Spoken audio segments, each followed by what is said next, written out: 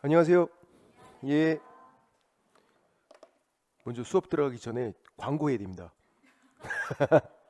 이 중간에 광고를 꼈더니 짜증내더라고. 시작부터. 그래서 다음 주 일요일이죠. 이제 팔동무 특강 하는데 이게 뭐냐면 80점을 위한 부동산 거래 신고 그리고 이제 중개 실무에서 팔동무 뒤에 부분 이 뒤에 부분 하는 특강이에요. 예. 우리 앞에 부분은 그렇게 어렵지가 않거든요. 근데 뒤에서 이 부동산 거래 신고대행한 법률 중개 실무에서 점수가 안 나와. 그래서 이 뒤에 부분을 잘 해야 점수가 이제 고득점으로 가는 거고 중개사법 80점 맞아야 되잖아요. 80점 근처까지는 가야 되잖아. 여러분 공법 점수를 보라고. 그러니까 중개사를 어떻게 해서 해봐야 돼. 공법은 일단 50점이야. 근데 이제 중개사로 해서 점수를 보태기 그런 작전인 거고요.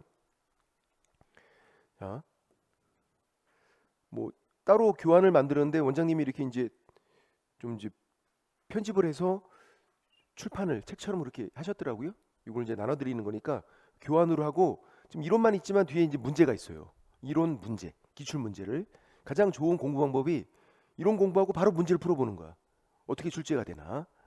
그래서 그런 식으로 진행되고요. 이제 뒤에 부분이 중요하다.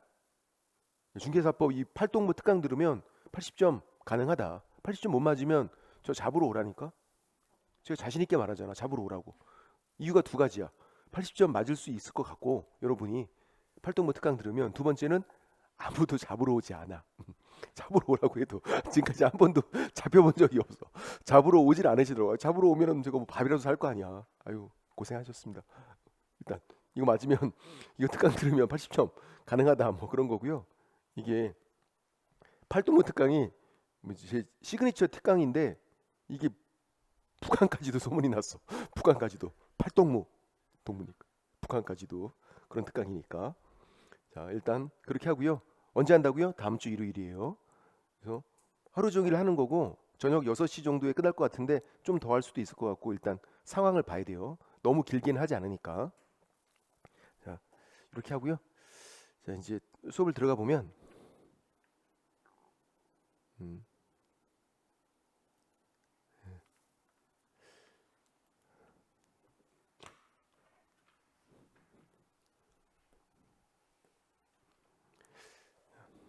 자 오늘 어디냐면요. 151페이지 벌칙부터 들어갈 차례입니다. 벌칙부터. 벌칙은 뭐 3년 3천, 1년 1천 이런 건데 이거 어렵지 않아요. 이제 이 뒤에 제재에서 제일 쉬운 게 이거야. 3년 3천, 1년 1천 물어보는 거. 3년 3천 무등록 중개업자 3년 3천. 그리고 2번 부정한 방법 등록한 거. 그 밑에 OX 문제랑 같이 해서 이게 부정 시리즈잖아. 부정 시리즈. 부정한 방법 등록, 부정한 방법 자격, 부정한 방법 지정 세 가지가 있고 부정한 방법 등록 절등치 플러스 3년 3천. 3년 3천이 있단 말이에요. 부정한 방법 자격은 그냥 자격 취소만. 부정 방법 지정은 지정 취소만. 3년 3천 그런 게 없다. 그래서 셋 중에서 가장 등신되는 건 등록. 왜? 이거 제재가 세잖아. 절등치도 센데 3년 3천까지. 등록이 가장 등신된다. 등등. 모르면 우리가 등신되는 거 알아야 되고. 부정한 방법 등록. 이게 가장 등신된다. 3년 3천까지. 나머지는 금지행위 체계도예요. 금지행위에서는 그 체계도를 열심히 보셔야 된다고. 명초 판매 1년 1천, 나머지 다 3년 3천이었어. 드리고 그리고 실제로는 1년 1천짜리를 외우셔야 되는데 이거 안 외워도 다 돼요 또. 이상하게. 원래는 안 외우면 잘 안 돼야 되는데 이건 잘 돼. 1년 1천 나오면 안 틀려. 여러분이. 2만 들어가면 1년 1천. 이중 등록, 이중 소속, 이중 사무소, 임시중개시설물 여기 2가 보이잖아. 근데 이중계약서는 2가 들어갔지만 1년 1천은 없다. 주의하시고 양도대여, 양수대여, 양손, 양팔 두 개니까 1년 1천이고 그걸 또 알선한자, 알선도 두 글자니까 1년 1천이고 아닌자 시리즈들 아닌 두 글자 1년 1천. 양도대여, 양수대여, 양손, 양팔 두 개 1년 1천이고 알선한자 두 글자니까. 비밀 누설, 비밀 얘기는 둘이서 하잖아. 야 너만 알고 있어 이렇게. 비밀 얘기는 둘이서 이니까 1년 1천. 그리고 의샤 하는 거. 의뢰받지 않은 거 이가 보인단 말이에요. 의뢰받은 거가 다르게 사람 차별한 거 차석은 2등한 거니까 차가 2다. 의샤 1년 1천. 그리고 인원수 제한 위반해서 중개보조원 고용한 거 개공 소공 합한 수위 5배를 초과할 수 없다. 위반하면 절등치 플러스 1년 1천까지. 그리고 명초 판매 명의를 이용하게 하는 거 초과보수 판단을 그르치는 금지행위 중개 대상을 매매로 업으로 명초 판매 1년 1천 증거 조작단 뭐 제휴에 다 3년 3천 금지행위 체계도를 열심히 보셔야 된다고. 시험 보기 전날에 꼭 금지행위 체계도를 보고 가야 돼. 1년 1천은 외우셔야 되지만 그냥 억지로 안 외워도 된다. 또 넘겨보면 152페이지에서 참고에 있는 병과는 시험에 나온 적은 없거든요. 병과는 이 내용이. 근데 이제 거기 동그라미 1번 행정처분, 행정형벌, 병과 가능하다. 함께 받는 거. 이거는 말로 풀어서 한번 나온 적 있어. 그러니까 절등치 플러스 1년 1천, 임등치 플러스 1년 1천 이런 게 있잖아요. 그게 이제 행정처분, 행정형벌, 병과 함께 받는 거. 그런 경우가 있다. 부정한 방법 등록은 절등치 플러스 3년 3천. 절등치가 행정처분, 3년 3천이 행정형벌. 그러니까 아직도 행정처분, 행정형벌을 구분 못 하시는 분들이 많다고. 행정처분은 취소 정지, 행정형벌은 징역벌금, 다른 거. 그거 함께 받는 경우가 있다. 그거만 좀 보시면 되고 동그라미 1번만 나머지는 그냥 좀 참고고 3번 양벌 규정은 동그라미 3번 4번만 그죠? 무과실이면 양벌 규정 적용 안 돼서 벌금 안 받는 거 무과실이면 형사에서는 면책 규정이 있는 거 무과실이면 벌금 안 받는다. 또 양벌 규정 벌금 선고는 결격 사유가 아니다 했던 거 재방송인 거죠. 이것도 고용인 잘못으로 벌금 받는 거 양벌 규정 근데 무과실이면 벌금 안 받는다. 그리고 양벌 규정 벌금 선고는 고용인 잘못으로 벌금 받는 거니까 결격 사유는 아니다. 그 두 가지만 되고 자 이제 4번 500만 원 이하 과태료는 덩치가 큰 애들이 받는 거고 협회 거래정보사업자 정보통신서비스 제공자 개공이 받는 건 하나도 없다가 이제 4가지가 있는 거예요. 하나씩 생기더니 4가지 원래 하나도 없었어. 그다음 이제 새롭게 생기는 것들은 다 이제 500으로 가는 거죠. 개공이 확인 설명 똑바로 못한 거 500만 원 이하의 과태료 그리고 개공이 부당한 표시 광고한 거 500만 원 이하의 과태료. 무지 과장하고 축소해 이게 부당한 표시 광고잖아. 무가 뭐였어요? 무가? 아예 없는 거. 또 있지만 중개 대상 될 수 없는 거, 있지만 중개 의사가 없는 거, 거짓 광고, 과장 광고, 누락금패 축소하는 거, 그리고 거래 질서를 해치거나 피해를 줄 우려가 있는 광고 여기 있는 거. 암기 코드 열심히 보셔야지. 여기 어디 있어요 이거? 여기 1페이지 우측에 상단에 2번째 줄에 있잖아. 무지 과장하고 축소해 부당한 표시 광고. 한번 이번 순환 달빛 특강은 이거를 한번 해볼 생각이야. 이걸 한번 이거 암기 코드를 한번 쭉 이거 굉장히 현타 오거든. 이거 하면서 이게 뭐 하는 짓이지 이런 생각이 들어. 이거 한번 해볼 생각이야. 이거 한번 다 같이 한번 또 안 보니까요. 안 하면 또 봐야 되는데 이거 외우셔야 되는데 무지 과장하고 축소해 이게 부당한 표시 광고고 500만 원 이하의 과태료. 연수교육은 이거는 잘 알죠. 5연수 연수교육 500 과태료 개공소공 둘 다. 그리고 신설된 거 중개보조원이 고지 의무를 위반한 거 500 과태료 개공도 함께 500 과태료. 단 개공은 무과실이면 과태료 안 받는다. 그러니까 주의사항은 개공이 무과실일 때 중개보조원도 과태료 받지 않는다. X. 중개보조원은 빼봐. 개공이 무과실이면 개공만 과태료 받지 않는다.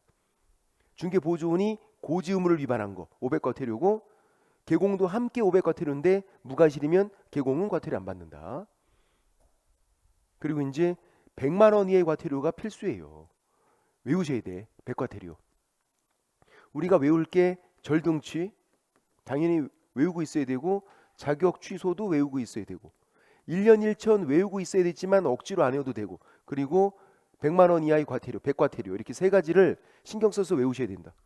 신경 써서 계명신고증 만납, 과과 게시하지 않은 거, 사무소 명칭, 성명표기, 명시사항 위반, 명이 3가지나 있네. 명, 그리고 사무소 이전 신고, 휴업 폐업 재개 변경 신고. 주의사항은 고스톱이에요. 고스톱. 고, 스톱. 여러분이 알고 있는 거 그거 맞다고. 고스톱. 똥상피로 똥광 먹고 하는 거. 광박 피박 면하고 하는 거 있잖아. 쪼기면은 피 하나 주나야 마나 막 싸우고 하는 거 있어. 동네마다 다르기 때문에 약속을 정하고 해야 돼. 다른 동네 사람들이랑 할 때는 고스톱이 지역마다 룰이 조금씩 달라서 저희 동네는 쪽하면은 한 장씩 피 안 줘. 쪽은 쓸은 주는데 그런 것들 다 정하고 쳐야 된다고. 그 고스톱 그것들 여러분이 알고 있는 거 이게 뭔데요? 고용신고, 고용관계 종료신고는 스톱이니까 정지, 업무 정지. 고 스톱. 고용신고, 고용관계 종료신고는 신고인데도 스톱, 업무 정지예요. 신고인데 이런 신고들은 백과태료잖아. 얘만 특이하게 업무 정지다. 업무 정지가 과태료보다 제재가 센 거야. 이것만 그래요. 그래서 개정을 하려고 하고 있는데 개정이 안 되고 있다. 고스톱, 고용신고, 고용관계 종료신고는 스톱, 업무 정지고 취소 증반납 두 가지가 있죠. 자격 취소, 자격증 반납, 등록 취소, 등록증 반납, 취소 증반납 100만 원 이하의 과태료, 취소 증반납. 그리고 관계 증서니까 과태료, 과과, 관계 증서니까 과태료. 이게 이거죠. 중개 완성 시에 쌍방 교부를 해야 되는 게 세 가지예요. 거래계약서, 확인설명서, 관계증서 사본 세 가지만 쌍방 교부를 해야 되는 의무. 다른 거 중개보수 영수증 그냥 준 거다. 등기사항 증명서 그냥 준 거다. 이 세 가지 이외에 개공이 뭔가 줬다. 그냥 준 거야. 이 세 가지만 의무. 그러니까 의무니까 제재가 있죠. 거래계약서, 서니까 정지, 서, 정지. 확인설명서, 서니까 정지, 업무 정지. 관계증서는 과과 100만 원 이하의 과태료. 관계증서는 업무 정지가 아니라 과과. 세 가지 쌍방 교부하는데 그 중에서 관계증서만, 보증관계증서, 보험 등 증서 그것만 100만 원 이하의 과태료. 과과. 그래서 제재를 좀 기억하고 맨 밑에 제가 박스에 정리해 놓은 거죠. 관계증서니까 과태료, 과과. 개명신고증 반납, 과과. 이름 바꾸는 신고하고 옛날 민증 반납하자. 그거고 다음 페이지 154페이지에서 과태료 부과권자는 한 문제가 나올 수 있어요. 한 지문이 아니라 한 문제. 최근에 좀 안 나왔어. 한 4년 동안 안 나왔어요. 4년 동안. 나올 때가 됐어. 협회 거래정보사업자 정보통신서비스 제공자 덩치가 큰 애들은 500과태료 국장이 부과해요. 덩치가 큰 애들은 500만 원 이하의 과태료 국장이 부과한다. 덩치 큰 애들. 이거 정보통신서비스 제공자는 네이버 이런 애들이에요. 근데 우리는 이거를 외울 거죠. 연수교육 받지 않은 거 500과태료 시도지사. 자격 취소 자격증 반납 100과태료 시도지사. 시도지사가 부과하는 거 이 두 가지를 외우고 있으면 돼요. 문제가 나오면 분명히 정답은 여기 있어. 지금까지 그랬어. 정답 지문은 항상 여기 있다. 시도지사가 부과하는 거 외우고 있으면 그냥 끝. 오연수 500과태료 시도지사. 자격 취소 자격증 반납 100과태료 시도지사. 나머지 개공에 대한 건 다 등록관청이에요. 이게 개공에 대한 건데 등록관청 이 두 가지만 빼고 오연수랑 자격 취소 자격증 반납 이 두 가지만 시도지사. 나머지 개공에 대한 건 등록관청. 질문. 등록 취소 등록증 반납 100과태료 누가 부과해요? 등록 취소 후 등록증 반납. 이거 누가 과태료 부과해? 응? 그렇죠. 등록관청이야. 자격 취소 자격증 반납과 또 달라요. 따로따로 두 가지가 있는 거야. 자격 취소 자격증 반납은 얘는 시도지사고 등록 취소 등록증 반납하지 않은 거는 등록관청인 거다. 따로 별개. 그러면 부당한 표시 광고 개공 500과태료 누가 부과해? 등록관청 개공에 대한 거잖아. 개공이 확인 설명 똑바로 못했어요. 확인 설명 똑바로 못한 거 500과태료 누가 부과해? 등록관청. 개공에 대한 거 등록관청. 이 두 가지만 빼고 오연수랑 자격 취소 자격증 반납 이거는 개공에 대한 것도 시도지사다. 나머지는 다 등록관청이고. 그리고 밑에 7번 가중 또는 감경은 2분의 1이 원칙이에요. 늘리거나 줄일 때 2분의 1 범위 안에서. 그런데 우리가 배운 게 100만 원 이하 500만 원 이하 상한선이에요. 100만 원 이하인데 100만 원을 초과할 수는 없어. 가중한다 하더라도 500만 원 이하인데 500만 원을 초과할 수는 없다. 상한선을 넘을 수는 없다. 상한선을 1년 1천 3년 3천 걔네들이 다 상한선이에요. 1년 1천이면 징역이면 1년 벌금이면 1,000만 원이 상한선. 3년 3천도 상한선. 정지는 6개월이 상한선. 상한선을 넘을 수는 없다. 상한선을. 그리고 동그라미 2번 두 번째 줄에 동그라미 1번 두 번째 줄이네요. 과태료 체납자는 감경을 안 해줘. 과태료를 안 내고 있대. 불쌍하니까 감경해주고. 그게 아니라 아이 뭐가 이쁘다고 해줘. 과태료 안 내고 있는 사람인데. 그럼 사람들이 다 안 내지 일부러. 뭐가 이쁘다고 해주냐. 제가 적어놨지. 문제를 풀어볼게요. 두 문제만 풀어볼게요. 1번 문제 26-1. 자, 1년 1천 세상 쉬워. 그러니까 1년 1천 3년 3천 나누는 거 이런 거 진짜 너무 쉽다고. 1년 1천 아닌 거. 1번은 공인중개사 아닌 두 글자 1년 1천. 개공 아닌 두 글자 1년 1천. 3번 개공 아닌 두 글자 1년 1천. 아닌자 시리즈 세 가지가 있거든요. 다 1년 1천. 답은 4번. 뭐가 키워드? 금지증서. 금지증서는 증거조작단. 얘는 그냥 고민할 필요 없다. 3년 3천 금지행위. 금지증서는 3년 3천. 뭘 하든지 간에 금지증서는. 틀린 사람이 진짜 한 명도 없었어. 이거는 틀릴 수가 없어. 틀리면 사람도 아니지. 어떻게 틀려 이거는.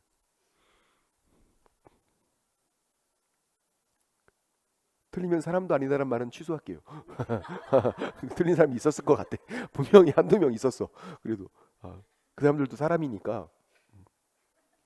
그 다음 개공이 다른 사람에게는 등록증 양도돼요. 그렇죠?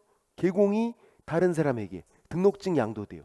공인중개사가 다른 사람에게 자격증 양도돼요. 지금은 주어가 개공이잖아. 뒤에 개공이 다른 사람에게 등록증 양도되어니까 1년 1천. 양도되어니까. 자격증 양도되어건 등록증 양도되어건 1년 1천이다. 다만 정확하게는 얘는 등록증 양도되어다. 개공이 다른 사람에게. 공인중개사가 다른 사람에게 그러면 자격증 양도되어고. 일단 구분을 해야 돼요. 다른 거니까. 지금은 등록증 양도되어 1년 1천. 뭐 여기까지 읽은 사람이 없었다. 답이 4번에서 손들고 있으니까.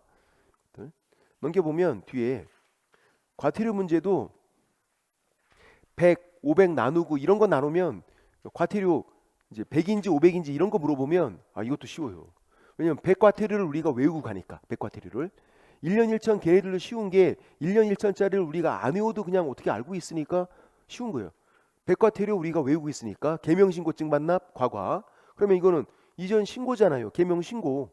100과태료 게시하자는 거 계명신고. 연수교육 5연수. 누가 틀려 이것도. 5연수 500과태료 100과태료가 아니라 5연수다. 100연수가 아니라 5연수라고. 4번 사무소 명칭 계명신고증 반납. 사무소 명칭 사용의무 위반 성명 표기 위반 명시사항 위반. 명의 세 가지. 사무소 명칭이라고 딱 보이잖아. 5번은 성명 간판에 성명 표기 위반 계명. 또 표시 광고할 때 명시사항 위반. 명의 세 가지. 100과태료 계명신고증 반납 과과. 답은 3번이었고. 그래서 뭐 뒤에 부분 제재 문제가 쉽게 나오는 경우도 있단 말이에요. 작년 문제도 제재 부분 어렵지 않았어. 그냥 풀만 했다고요. 이제 어디서부터 어려워지는 거예요? 그렇죠. 160페이지 부동산 거래 신고 등에 관한 법령. 여기서부터 이제 난리가 나는 거야. 예? 부동산 거래 신고 테마 27 여기서 세 문제가 나오고, 주택임대차 신고가 한 문제가 나오고, 외국인 취득 특례도 한 문제가 나오고, 토지거래 허가는 최소 세 문제가 나오고, 최소 네 문제도 종종 나오고. 그러니까 문제가 많이 나온단 말이에요. 그래서 여기서 제대로 안 하면 이걸 또 다 틀려. 그럼 점수가 안 나오지. 문제가 이렇게 많이 나오는데 다 틀린다니까. 그냥 문제가 좀 어려우면. 근데 이제 세상 쉬운 게 1번에 있는 신고 대상이에요. 160페이지. 이게 작년에 나왔어. 한 문제가. 옆에 적어놔야지. 아깝이 아깝다고. 올해 나왔어야 되는데 작년에 나왔다고. 그럼 이제 한 지문 정도는 나올 수 있으니까. 부동산 매매 계약 100% 신고한다. 토지 매매 계약, 건물 매매 계약 예외가 없다. 토지 거래 허가 받아도 해야 되는 거고요. 예외 없으니까 농취증 발급 받아도 해야 되고, 외국인도 해야 돼요. 예외가 없어. 부동산 매매 계약은 100% 신고한다. 매매계약만, 교환 X, 증여 X, 임대차 X, 매매계약만. 그리고 법 8개 친숙하게 주택을 정비해서 분양하는 건 택도 없공. 이렇게 주택법, 정비법 2가지, 건축물 분양에 관한 법률, 택지개발촉진법, 도시개발법, 산, 업, 입지 및 개발에 관한 법률, 공공주택 특별법, 주택을 정비해서 분양하는 건 택도 없공. 이렇게 8개 법이랑 공급계약, 공급계약은 분양, 매매계약 1번 타자, 처음 파는 거 신고하는 거고요.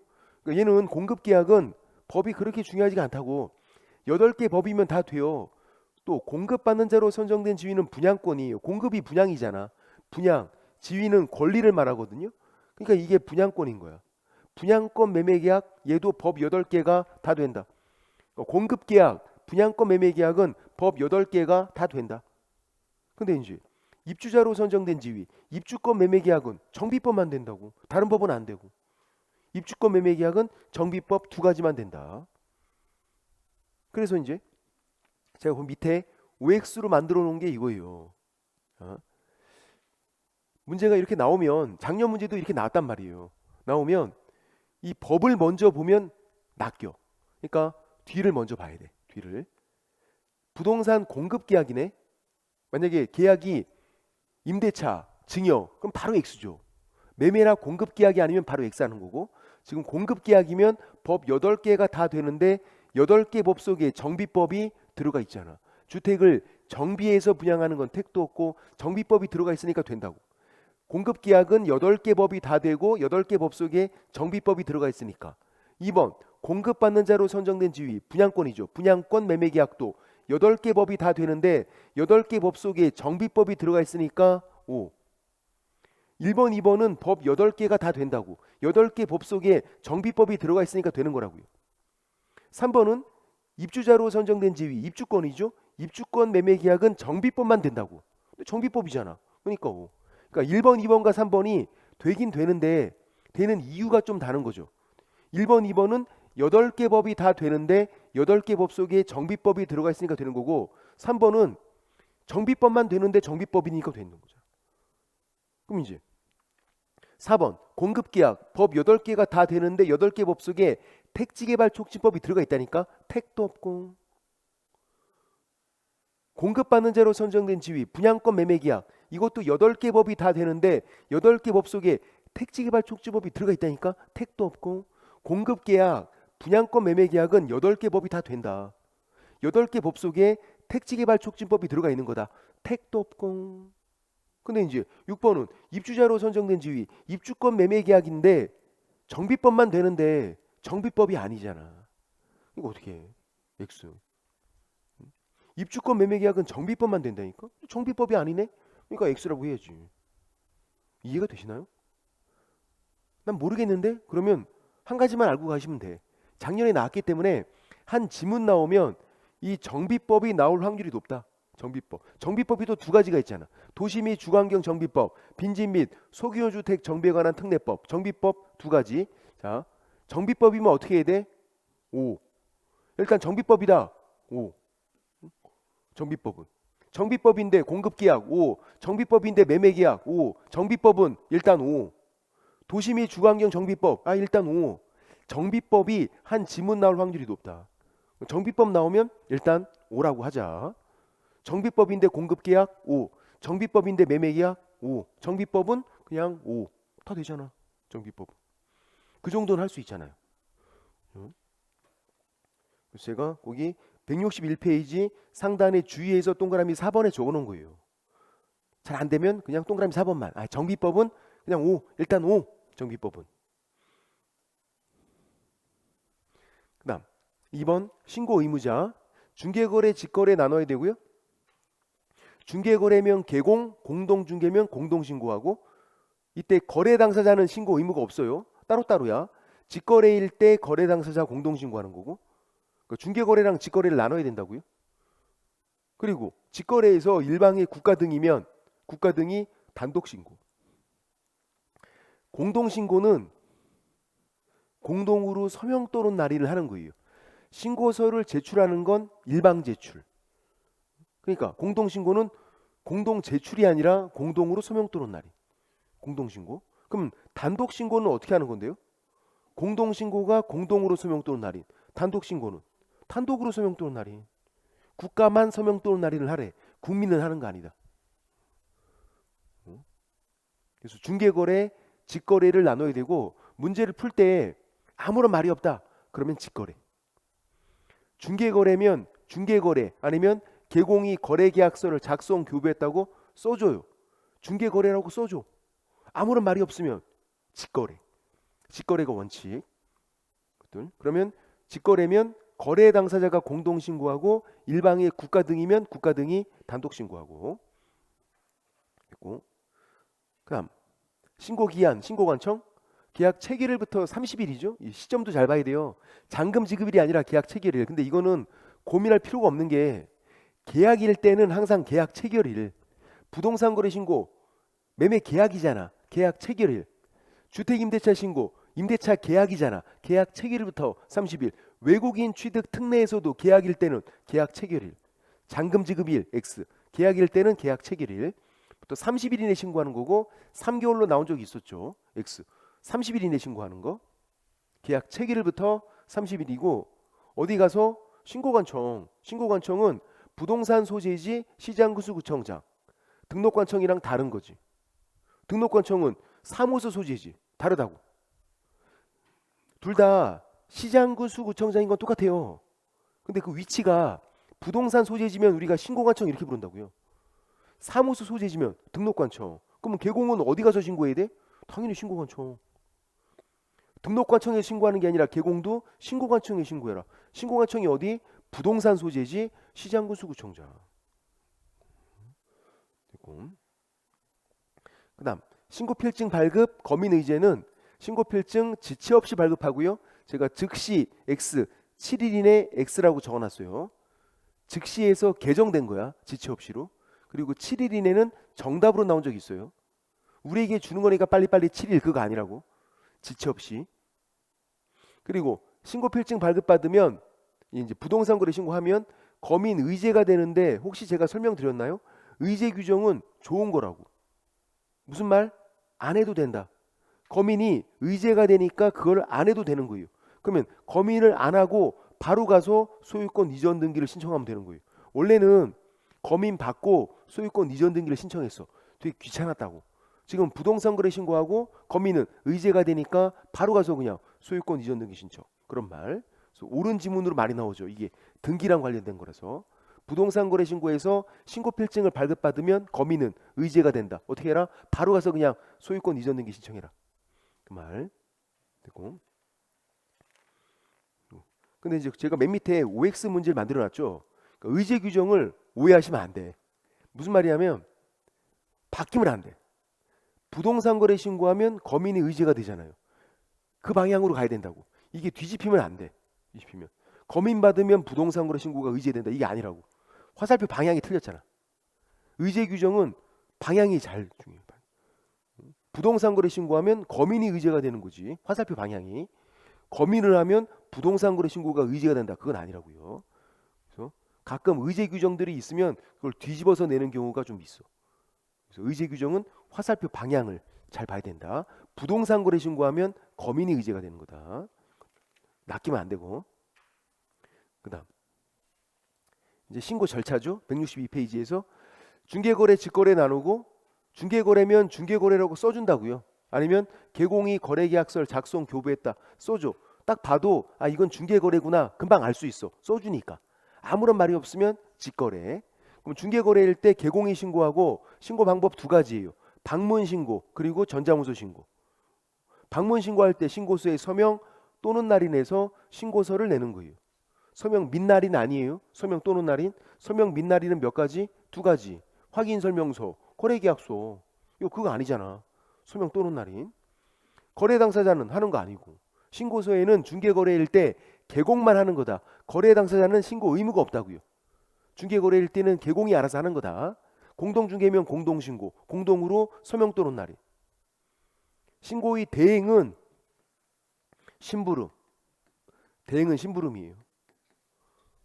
신고서를 대신 갖다 내주는 거야. 누가? 소공이. 중개보조는 안 되고. 그러니까 소공은 신고서에 서명 또는 날인하는 게 아니라 개공이 서명 또는 날인한 신고서를 대신 갖다 내주는 거예요. 뭐 하는 거다? 심부름하는 거다. 위임장도 필요 없어. 위임장도 신고서만 대신 갖다 내주면 끝. 또 직거래. 직거래는 거래 당사자 공동신고, 매도인 매수인이 신고서에 공동신고니까 공동으로 서명 또는 날인. 이게 공동 제출로 두 번이나 정답으로 나왔어요. 틀리면 안 되지 이런 것들은. 공동신고는 공동으로 서명 또는 날인. 제출은 일방 제출이다. 공동 제출이 아니라. 일방에 국가가 있으면 국가가 단독 신고니까 단독으로 서명 또는 날인. 국가만. 국민은 하는 거 아니고. 일방이 거부했으면 단독 신고할 수 있죠. 거부했으면 거부 안 한 사람이 단독으로 서명 또는 날인. 단독 신고니까 단독으로 서명 또는 날인. 그리고 사유서 내. 왜 단독으로 했는지 사유서 내고 거래계약서 사본도 내고 거부하면 3장 내는 거다. 거부를 안 했으면 이 두 가지 경우에는 신고서만. 거부했으면 3장. 그리고 대행. 심부름 똑같아요. 거래 당사자의 위임받은 사람이 대행. 심부름 할 수 있는데 이게 주로 누구냐면 법무사예요. 이게 등기할 때 필요하거든. 부동산 거래 신고하고 바로 가서 소유권 이전 등기 신청하는 거잖아. 그래서 법무사가 대행을 해줘. 법무사가 주로. 그럼 이제 법무사는 위임한 자의 위임장도 내야 돼. 직거래잖아. 거래 당사자를 대행하잖아. 아까 중개거래 개공을 대행하면 위임장 필요 없었다고요. 그러니까 중개거래 직거래를 먼저 나누는 거 먼저 시작해야 돼. 중개거래일 때는 소공이 대행하는 거고 위임장 필요 없다. 근데 직거래에서는 위임장 필요하다. 그 다음 양가로 2번에서 쭉 내려오면 맨 밑에 주의를 봐보세요. 주의. 제가 공동신고, 단독신고, 대행 적어놨죠. 의미를. 특히 대행. 심부름이야. 심부름. 옆에 양가로 3번 전자무소 신고. 자, 전자무소가 안 되는 걸 외우고 있어야죠. 5가지. 고용관계 종료 신고, 사무소 이전 신고, 휴업 폐업 신고, 부동산 거래 신고에서 대행하는 거, 부동산 거래 신고에서 거부한 경우. 대행할 때 왜 전자무소가 안 되는 건데? 심부름이니까. 심부름 시켰어요. 그러면 심부름을 해줘야지. 심부름 시켰더니만 PC방 가고 있고 그러면 안 된다니까. 왜 심부름 시켰는데 PC방 가냐고. 심부름 해주라고. 거부하면 내는 서류가 많아지잖아. 신고서, 사유서, 거래계약서 4번. 그래서 방문 신고를 하라고. 이 2가지가 부동산 거래 신고에서 전자무소 안 되고 법 전체로 치면 이렇게 5가지예요. 그리고 잘 모르겠으면 다 되는 거예요 그냥. 이 5가지 빼고 처음 보는 거다. 그럼 된다고. 시험장에서 처음 보는 거야. 된다고. 안 되는 것만. 고용관계 종료 신고, 사무소 이전 신고, 휴업 폐업 신고, 부동산 거래 신고에서 대행하는 거, 부동산 거래 신고에서 거부한 경우. 그리고 이게 고용관계 종료 신고가 실제로는 돼요. 전자무소가 실제로 되는데 법에서 안 되는 거야. 그럼 우리 어떻게 해야 돼? 법대로 해야 돼요. 법이랑 실무랑 다르면 이의제기를 이제 안 받아줘. 작년, 재작년 2년 연속이나. 그 전까지는 33회 때까지는요. 이거 실무에선 좀 다르거든요. 그럼 그 이의제기 받아줬어. 그래? 받아줄게. 근데 34회 때부터 안 받아줘. 그냥 법대로 하래. 법대로. 법대로 해야지 뭐 어떻게. 법에서는 안 되니까.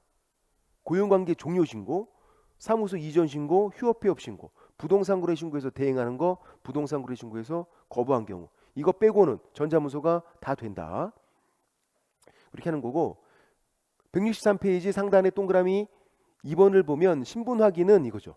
방문 신고는 신분증명서를 보여주는 거죠. 신분증명서는 뭔데요? 그렇죠. 사진 나와 있는 거. 주민등록증, 운전면허증, 여권 된다고. 여권도 사진 나와 있잖아. 여권도. 가장 사진 크게 나왔다고. 주민등록증에 있는 본인 사진을 보라고 너무 옛날에 찍은 거라서 그렇잖아. 여권은 그래도 최근에 찍은 사진이고.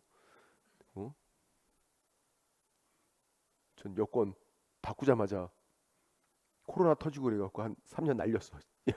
짜증나게. 괜히 좀 남았는데 좀 일찍 바꿨거든요. 근데 코로나 터지고 막 여행 못 가고 해서 한 3년을 그냥 훅 날려버렸네. 유효기간 10년이잖아. 여권이. 몇 년 안 남았어. 또 바꿔야 돼. 어쨌든 자, 방문 신고는 그 신분증명서를 보여주는 거예요. 당연히 제출하는 건 아니지. 내 건데 왜 그거 제출하고 와? 보여주고 신분 확인. 전자무소 신고는 인증서를 통해서 신분 확인하는 거. 공인인증서. 전자인증 방법 이렇게 불러요. 전자무소 신고인데 신분증명서를 보여준다는 건 말이 안 되잖아. 전자인증 방법. 그리고 부동산 거래계약 시스템은 요 말이 나오면 이 단어 보고 눈치를 또 채야 되거든요. 전자계약. 이걸 통해서 계약을 전자계약을 체결해요. 그러면 신고가 의제가 돼. 신고를 안 해도 된다. 의제 규정은 안 해도 된다. 전자계약 체결하면 계약 자체를 전자계약 체결한 거예요. 전자무소 신고랑 다른 거죠. 전자무소 신고는 계약은 종이로 된 계약서, 신고만 인터넷. 제가 그것도 적어놨죠. 거기 주위에 적어놨어. 전자무소 신고랑 전자계약 다르다. 동그라미 3번 밑에 주위에. 전자무소 신고는 종이로 된 계약서 작성하고 신고만 인터넷. 전자계약은 계약 자체가 전자계약. 완전 다른 거. 그럼 계약 자체를 전자계약 체결하면 신고가 의제가 되고 계약 해제도 그걸로 하니까 해제 신고도 의제가 돼요. 전자계약 체결하면 편하다. 신고를 따로 안 해도 되니까 편하잖아. 의제 규정은 좋은 거라고요. 안 해도 되는 거니까. 됐고. 자, 여기까지는 그냥 쉬운 거예요. 문제가 나오면 그냥 점수 주려고 내는 거지. 근데 이제 작년 문제도 그랬고 뒤에서 이제 5번 법인 신고서, 6번 자금 조달 입주 계획서, 7번 자금 조달 토지 이용 계획서 얘네들이 나온다고 이제. 네, 특이하게 법인 신고서는 아직 나온 적이 없는데 그러니까 법인이 주택을 거래할 때 내는 거예요. 법인이 주택을 거래할 때 자연인 개인들이 주택을 거래하면 그냥 정상적이잖아. 근데 법인이 주택을 거래한다는 건 이례적인 거예요. 법인이 딱히 주택이 필요할 것 같지 않잖아. 기숙사가 아닌 이상. 그러니까 법인이 주택을 거래하면 법인 현황 그리고 친족 관계인지 그런 거 적어서 내야 되는 거야. 투기인지 확인해 보겠다. 그거죠. 법인일 때. 개인 간의 거래는 안 내고 법인일 때. 근데 주의사항 법인이 주택 매도인이건 매수인이건 제출해야 돼. 뭐만 주택일 때만 토지나 상가는 제출 안 해요. 토지나 상가를 거래할 때는 제출하지 않는다고. 법인 신고서는 언제만 법인이 주택을 거래할 때만 매도인이건 매수인이건 법인 현황을 적어서 제출해야 된다. 그럼 이제 이 두 가지 경우에 제출하는 거고 제출하는 방법은 쉬워요. 법인 신고서를 누가 작성해? 당연히 법인. 법인 신고서인데 법인이 아닌 사람이 작성한다는 게 말이 안 되잖아요. 법인이 작성해서 신고서랑 부동산 거래계약 신고서, 신고할 때 내는 신고서랑 법인 신고서를 함께 제출하는 거예요. 원래는 신고서만 내면 되는데 법인이면 법인 신고서도 더 내. 투기를 막고자 서류를 더 내게 하는 거야. 법인일 때 법인 신고서를. 함께 내는 게 원칙 30일. 신고 기한이 30일. 그런데 따로 내고 싶대요. 신고서를 먼저 내고 법인 신고서는 나중에 가능해. 별도로 제출할 수도 있어요. 30일. 왜 그러냐면 신고 기한이 30일. 계약 체결일부터 30일 이내에 제출 서류가 다 들어가야 돼요. 함께 제출하는 게 원칙, 별도로 제출할 수 있다. 어떤 경우든 30일 이내에 서류가 다 들어가야 되고 이거는 일방 제출이니까 이런 문제가 생기는 거예요. 우리 제출은 일방 제출이잖아. 일방 제출. 그래서 법인, 외의자가 제출할 수도 있는 거예요. 근데 작성은 누가 하는데? 법인이 해야지. 법인이 작성을 한 다음에 야 작성은 내가 했는데 제출은 네가 해 라고 주는 거야. 네가 내라고. 그게 25일. 법인이 외의자에게 제공하는 기간 25일. 5일 정도 여유 있게. 신고 기한이 30일인데 30일 딱 맞춰서 제공하면 여유 기간이 없잖아. 그러니까 5일 정도 여유 있게. 법인이 법인 외의자에게 제공하는 기간 25일. 5일 정도 여유 있게 그 기간 내 제공 못하면 법인이 별도로 제출해야 되고. 간단하다. 법인 본인이 신고관청에 제출할 때는 함께 제출하건 별도로 제출하건 무조건 30일. 계약 체결일부터 30일. 법인 본인이 제출할 때는. 외의자에게 제공할 때가 25일고. 숫자니까 충분히 가로놓기 나올 수 있다. 아직 나오진 않았지만. 지금까지 계속 시험에 나오고 있는 건 지겹도록 나오고 있는 건 다음 페이지에 있는 6번이죠. 자금 조달 입주 계획서. 작년에도 이것만 나왔어. 자금 조달 입주 계획서. 이것만 내도 와장창 틀리거든요. 사람들이. 얘도 주택일 때 주택일 때 자금 조달 계획, 주택 이용 계획이 신고 사항이고 이거를 자금 조달 입주 계획서에 적어서 제출을 하는 거야. 주택일 때 투기를 막고자 법인 신고서도 주택일 때 자금 조달 입주 계획서도 주택일 때 서류를 더 내게 하는 거라고요. 얘는 법인, 개인 나누고 작년에 법인 나왔네. 법인이 주택 매수인이래. 이거는 지역 금액을 안 따지고 제출. 법인이 주택을 산다는 건 이례적이다. 법인이 주택이 딱히 필요할 것 같지 않잖아. 그리고 자금 조달 입주 계획서는 매수인과 관련된 거예요. 매수인이 누구냐가 중요해. 매수인이 법인이다 그러면 제출하라고. 지역 금액 안 따지고. 자, 이제 개인. 개인이 주택 매수인. 이건 매수인과 관련된 거니까 규제 지역이래요. 투기과열지구 조정 대상 지역 이런 규제 지역이면 금액 상관없이 금액 안 따지고 제출해야 돼. 법인이 주택 매수인이면 지역 금액 자체를 따지지 않는다고. 제출. 개인일 때는 규제 지역이면 금액을 안 따지고 비규제 지역이면 금액이 6억 이상일 때 제출, 6억 미만이면 제출하지 않고 비규제 지역에서는 금액을 따지는 거고. 그러니까 제출하는 경우가 이렇게 네 가지예요. 네 가지. 법인이 주택 매수인, 지역 금액 상관없다, 제출. 개인일 때는 규제 지역이면 금액 상관없이 제출. 비규제 지역은 6억 이상일 때 제출. 작년에 딱 6억이래. 제출. 해야 된다고. 6억 이상이잖아. 6억이어도 제출해야 된다고. 6억 미만 제출하지 않는다. 문제가 좀 치사하게 나오죠. 그리고 뭐 개인이건 법인이건 투기과열지구면 투기과열지구에서 주택을 매수하면 금액 상관없죠. 법인은 아예 그냥 무조건 지역 금액을 안 따지니까. 그리고 개인도 투기과열지구에서는 금액 상관없이 제출하는 거잖아요. 투기과열지구에서는 자금 조달 입주 계획서를 제출을 하는데 제출할 때 그 자금 조달 계획을 증명하는 서류까지도 내야 돼요. 무슨 말이냐면 이 자금 조달 입주 계획서에 투기과열지구에서 내가 대출금 3억이라고 적은 거야. 3억을 대출받았다고 적어 놓은 거예요. 자금 조달 입주 계획서에 자금을 조달할 때 돈이 부족해서 3억 대출을 받았대. 그러면 투기과열지구에서는 그 대출받은 서류도 내라고. 서류까지도. 정말 대출받았나 확인해 보겠대.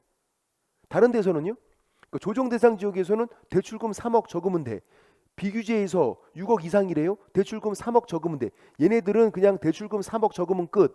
근데 투기과열지구에서는 대출금 3억 적고 대출받은 서류도 자금 조달 계획을 증명하는 서류도 내라. 어디서만? 투기과열지구에서만. 그렇게 돼 있고. 그럼 이제 제출하는 방법은 아까 법인 신고서랑 똑같아요. 매수인과 관련된 거니까 매수인 제출이 원칙, 신고서 내면서 함께 내라. 30일, 신고 기한이 30일. 따로 낼 수도 있어요. 신고서를 먼저 내야 돼. 신고서를 낸 다음에 자금 조달 입주 계획서를 나중에 내겠대. 가능하다. 30일. 신고 기한이 30일. 만약에 법인이 주택을 매수해요. 법인이 그럼 신고서 내야죠. 법인이니까 법인 신고서도 내야죠. 또 법인이 주택 매수하면 지역 금액 상관없이 자금 조달 입주 계획서도 제출해야지. 그렇게 3장 내야 되는 거야. 법인이 주택을 매수하게 되면 신고서는 무조건 내야 되고 또 법인이니까 법인 신고서도 내야 되고 그리고 자금 조달 입주 계획서도 내야 된다고. 그거를 함께 내는 게 원칙 30일. 따로 낼 수 있다. 그래도 30일. 그러니까 요건에 해당하면 이 서류들을 내야 된다고. 근데 이제 일방 제출이니까 외의자가 제출할 수도 있다고. 반드시 매수인이 제출해라. 그건 아니라고요. 근데 작성은 누가 하는 거야? 매수인이. 작성은 매수인이 해야지. 아까 법인 신고서는 법인이 작성하잖아. 자금 조달 입주 계획서 매수인이 작성해서 야 작성은 내가 했는데 제출은 네가 해. 매도인에게 이렇게 줄 수도 있다고. 네가 내라고. 25일. 5일 정도 여유 기간을 둬야지. 신고 기한이 30일인데 외의자에게 제공하는 기간도 30일이다 그러면 딱 맞춰서 제공하면 여유 기간이 없잖아. 그러니까 5일 정도 여유 있게 해야지. 그 기간 내 제공 못하면 매수인이 별도로 내는 거고. 어렵지가 않아요. 법인 신고서랑 똑같으니까. 근데 이제 재작년부터 나온다고 하고 있는데 안 나오는 게 7번. 자금 조달 토지용 계획서. 나온다고 하는데 안 나오고 있어 아직까지.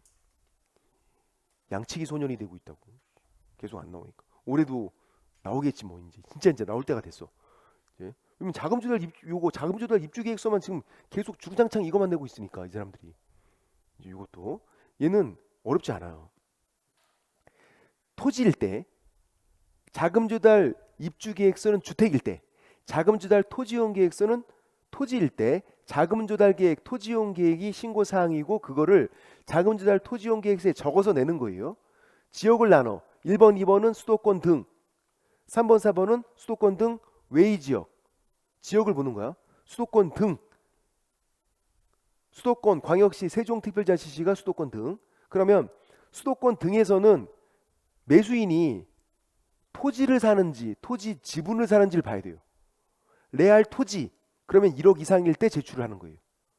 지분이면 금액 상관없어. 그러니까 수도권 등에서 토지를 5천만 원 주고 매수를 했는데 토지를 제출하지 않는다고. 1억 미만이잖아. 근데 토지 지분을 5천 주고 매수를 한 거예요. 제출해야 된다고. 지분이면 금액 상관없으니까. 수도권 등 외의 지역은 토지건 지분이건 상관없어요. 그냥 금액만 보면 돼. 얼마? 6억 이상. 토지건 지분이건 6억 이상일 때. 그러니까 제출하는 경우가 얘도 네 가지인 거죠. 다만 수도권 등에서는 뭘 봐라? 대상물을 봐라. 토지인지 지분인지. 수도권 등 외의 지역은 금액만 보면 되고. 그럼 이제 제출하는 방법은 자금 조달 입주 계획서랑 완전 똑같아. 매수인과 관련된 거잖아. 이것도. 그럼 매수인이 신고서랑 함께 내라. 30일. 함께 내니까 따로 내고 싶대요? 그럴 수 있다고. 30일. 신고서 내고 자금 조달 토지용 계획서를 나중에 내겠대. 가능하다고. 별도로 30일. 근데 신고 기한이 30일이니까. 그리고 일방 제출이니까 외의자가 제출할 수도 있고 매수인이 작성을 해서 야 작성은 내가 했는데 내는 건 네가 내. 제공해주면 된다고. 그게 25일. 5일 정도 여유 있게. 그 기간 내 제공 못하면 매수인이 별도로 내면 되고. 그러니까 법인 신고서, 자금 조달 입주 계획서, 자금 조달 토지용 계획서 이 세 가지 본인들이 제출할 때 법인, 매수인 본인들이 제출할 때는 30일. 외의자에게 제공할 때가 25일. 5일 정도 여유 있게. 그거예요. 뭐 나올만 하잖아 이거. 근데 아직 안 나오고 있다니까. 진짜 나올 때가 됐어. 근데 이제 여기까지 끝나는 게 아니라 여기까지 해야 돼. 국가 등 제출 여부. 여기까지 나오니까. 법인 신고서는 쉬워요. 아까 법인이 주택 거래하면 주택 매도인이건 매수인이건 제출이죠. 법인 신고서는 법인이 매도인, 매수인 상관없어. 제출. 그런데 국가랑 거래하면 또 제출하지 않아. 법인이 국가랑 거래한다. 국가가 매도인이건 매수인이건 국가랑 거래하면 제출하지 않는다. 법인 신고서는 쉬운 거예요. 국가만 보이면 제출하지 않아. 그런데 자금 조달 입주 계획서, 자금 조달 토지용 계획서는 내용이 똑같고 얘네들은 똑같아요. 언제만? 국가가 매수인일 때만 제출하지 않아요. 이게 매수인과 관련된 거니까 매수인이 국가면 투기랑 상관이 없다 그거야. 국가가 주택을 사고 국가가 토지를 사는 건 제출하지 않는다. 투기랑 상관없어서. 근데 이제 국가가 매도인이면 제출한다고. 그랬더니 이걸 오해하시는 분들이 있다고. 국가가 매도인이면 제출을 하는데 그러면 국가가 제출하는 거예요? 아니죠. 이거는 매수인과 관련된 거니까 국가가 매도인이면 국민이 매수인이니까 국민인 그 매수인이 내란 얘기지. 국가가 매도인이면 국민이 매수인, 매수인인 국민이 내란 얘기지. 자금 조달 입주 계획서, 자금 조달 토지용 계획서는 매수인과 관련된 거다. 매수인이 누군지가 중요하다고. 매수인이 국가면 제출하지 않는다. 매수인이 국민이면 제출해야지. 그래서 국가 등이 매수인일 때만 제출하지 않는 거. 여기까지 하셔야 되고. 여기까지. 자, 해지 등 신고까지만 빨리 보면 해지 등 신고가 작년 재작년 계속 나왔는데 아직도 다 안 나왔어. 더 나올 내용이 있단 말이야. 얘가 작년 재작년 계속 나왔는데도 불구하고 해지 등 신고가 나오면 부동산 거래 신고했는데 무효 취소 해제가 되는 거예요. 그럼 질문, 부동산 거래 신고를 안 했는데 계약이 무효 취소 해제가 됐어. 그럼 어떻게 하는 거예요? 부동산 거래 신고를 안 했는데 계약이 무효 취소 해제. 그럼 어떻게 하는 거야? 그냥 아무것도 안 하는 거야. 그냥 싸우면 돼. 그냥 가서 후드로 패고 너 때문에 계약 해제된 거라고. 아무것도 하는 거 아니다. 부동산 거래 신고했는데 그 다음에 무효 취소 해제가 되면 해지 등 신고. 주어를 봐야죠. 해지 등 신고가 나오면 무효 취소 해제, 해지 등 신고 나오면 주어. 거래 당사자는 30일 공동 신고 의무. 거래 당사자만 의무. 개공은 할 수 있다. 의무가 아니다. 할 수는 있다고. 의무는 아니야. 주어를 봐라. 그러니까 중개거래 시 해제가 됐대요. 누가 신고 의무자야? 부동산 거래 신고는 개공이 의무잖아요. 해지 등 신고는 그래도 당사자야. 그러니까 중요하죠. 중개거래인데 개공이 부동산 거래 신고를 했는데 해지 등 신고는 개공이 의무가 아니라니까요. 당사자가 의무다. 그리고 부동산 거래 신고에서는 처리 기간이 전부 다 지체 없이에요. 부동산 거래 신고하면 신고 필증 지체 없이 발급, 해지 등 신고에도 지체 없이 확인서 발급, 정정 신청, 변경 신고 전부 다 지체 없이, 처리 기간이 즉시가 아니라 지체 없이다. 그리고 그 밑에 동그라미 5번 밑에 있는 주의는 뭐를 거부했나도 잘 보셔야 한다는 얘기야. 부동산 거래 신고를 거부했을 때는 신고서, 사유서, 거래계약서 4번이었어. 거래계약서 4번. 부동산 거래 신고를 거부했을 때 해지 등 신고를 거부하면 신고서, 사유서까지는 똑같은데 세 번째 서류가 해지 등 확정된 사실을 입증할 수 있는 서류, 거래계약서 4번이 아니라 이게 판결문 같은 거예요. 그러니까 뭐를 거부했나도 잘 봐야 된다. 부동산 거래 신고를 거부하고 있는 건지 해지 등 신고를 거부하고 있는 건지 뭐를 거부했나도 까지도 됐고,